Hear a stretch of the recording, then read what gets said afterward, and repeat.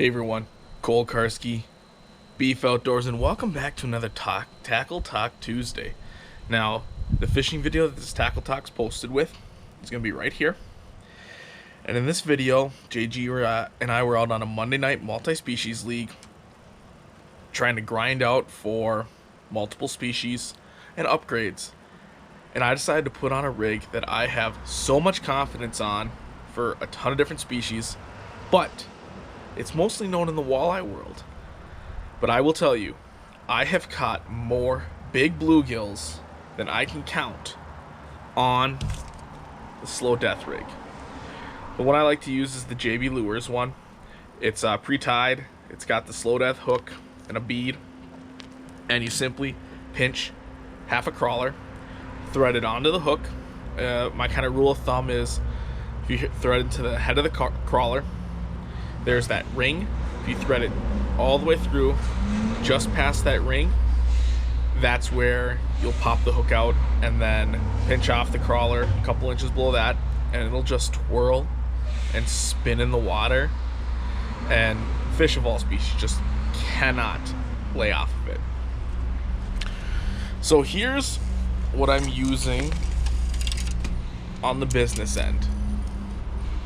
So I've got it rigged up on a Della Bay Voyager 7'6" medium light moderate. This is the same rod that I use for a slip bobber. I like the moderate action because it helps keep it pinned.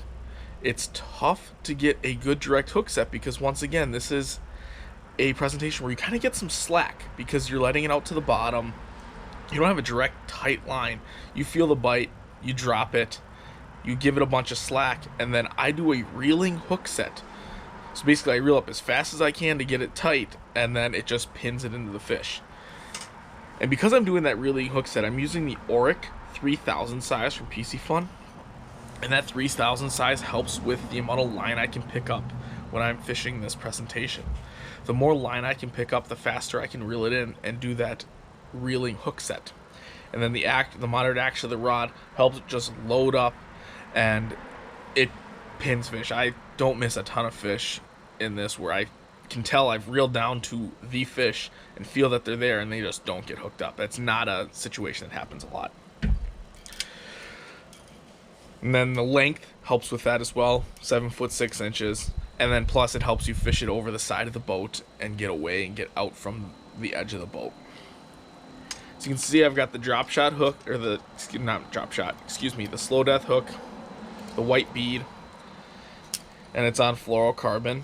And then if I'm on a super clear body of water, I might cut the components off and tie it on to a longer lead of fluorocarbon, but it comes on a pretty long snell to start with. And then up on top, I have a snap swivel to reduce line twist, so that way this can spin freely and I'm not getting a ton of line twist, because you are doing a presentation where the crawler's sitting in the water and just going like this. Then next, I have a bead, and that bead is just to protect the knot so the weight's not banging directly against the knot. And then I have a tungsten Euro Tackle bullet weight.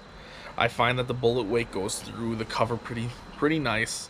It drags across the bottom. It doesn't snag as much junk as like walking sinkers. But if I know I'm going over sand, I'll probably choose the walking sinker over the bullet nose. So it just depends. A lot of the times I'm fishing this in and around or over the tops of weeds. So I've got a light bullet weight. But that's a simple setup.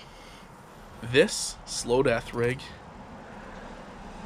has caught me so many big bluegills. Bass can't lay off of it. It's classic walleye presentation. I've caught catfish on it, crappies, I mean northern, you name it. Basically it's been caught by me on a Slow Death rig. Something about just dragging a half a crawler around gets you your multi-species. So if you're struggling to get the multi-species in the midsummer, late summer, put on a Slow Death, drag it around, you'll have some success. This is Cole Karski, Beef Outdoors, tight lines everyone.